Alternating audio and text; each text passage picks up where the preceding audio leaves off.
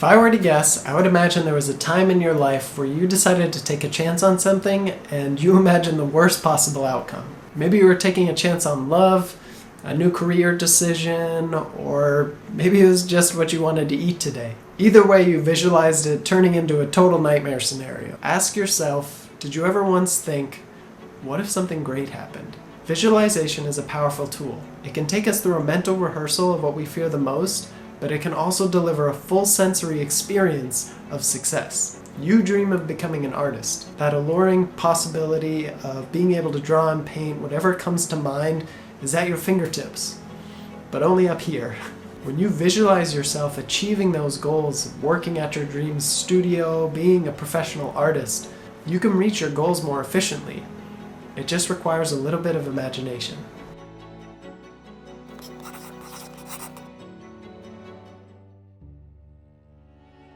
First, if you're new here, I back everything up by science. Visualization is not a pseudoscience. It's backed by real studies that show the impact that visualization can have. The problem is most people either believe that visualization isn't a real thing that can help you, or they do believe in it, but they don't practice it correctly. In fact, they do it in a way that hurts them more than helps them. So let's get into the right way about how to do visualization. There are two types of visualization: outcome and process. Outcome visualization is when you picture a desired point in your future. If you want to become a professional artist, this is you visualizing your dream career at your dream studio, being able to draw and paint like a professional artist. And you ensnare all of your senses when you dream of that outcome. You can feel your fingertips gliding across your 32-inch Cintiq. You can see your collection of anime action figures that you've collected working at the studio. Maybe there's a couple of awards trophies in there. It's captivating, exhilarating, and unfortunately it's where most people stop their visualization. Seeing your success isn't enough, and if you're not careful, it can actually hurt you on your journey. If all you do is outcome visualization, your brain acts as if you have sort of already made it there, and it relaxes. That energy you are using to push forward to your goals is gone because you believed it to the point where your brain is like, oh, I made it. You can practice outcome visualization, but it needs to be partnered with process visualization. If you want to be an artist, you have to put in effort. We all know that. And if you're going to visualize your way to the top, you have to visualize the process too. Think about yourself slowly learning anatomy, gaining more control over the delicate nature of drawing with your hand, starting with a really small Intuos tablet and making really tiny marks before you get up to that big Cintiq and working your way up there. When you practice visualization, seeing the outcome isn't enough, but neither is seeing the process if it's picture perfect the whole way through. You have to imagine that there are obstacles along the way. Trying to learn a very hard skill like drawing and painting requires a lot of effort, and in that effort you are going to fail. A lot.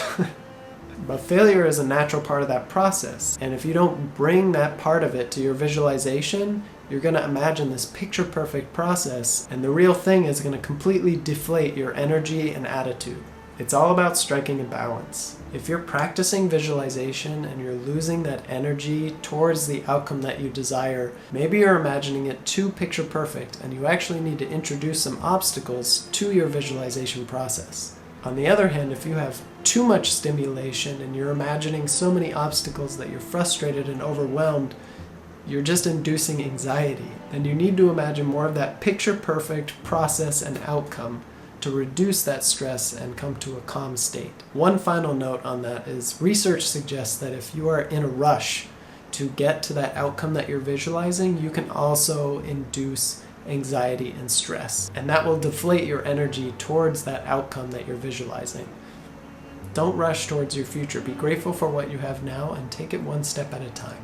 When you start to visualize your future, you start to make goals. And goals are great for planning your future, but on a day-to-day basis, you need to work on your systems. Being an artist is a lifelong journey. You're going to go through countless ups and downs to refine your knowledge and improve your skills. Goals don't really make too much sense in terms of long-term thinking. It's just a momentary point and change in your journey. And if everything rides on that goal, that future you're going to be frustrated and upset every time you're not that future you, which is all the time until you get there. And that could be years. You can't be proud of your progress if you're only proud of yourself when you reach this lofty height that you've set yourself to. The people who succeed and fail at art all have the same goal. They want to be artists. It's the quality of your systems that will determine your success. Take a moment to imagine the systems you'll create to get the progress that you want. You start with making a drawing habit, and you'll start small. Maybe it's 5 minutes a day for 4 days a week. You slowly improve month after month until you're at a 2-hour session for 6 days a week. That's the kind of progress and process you want to visualize, and it's the kind of system that will give you the results that you dream about. Your goal will simply become a side effect of the elegant systems that you build for yourself. If you visualize an idea repeatedly, you can make it a reality. There are studies that show you can even increase your strength without lifting a finger, and we can apply that same knowledge to your creative process. Visualize yourself becoming a professional. Create a mental rehearsal of you slowly making your way from beginner to pro. In your mind, watch as your skills actively take shape and flourish, and then actively practice those same steps in reality.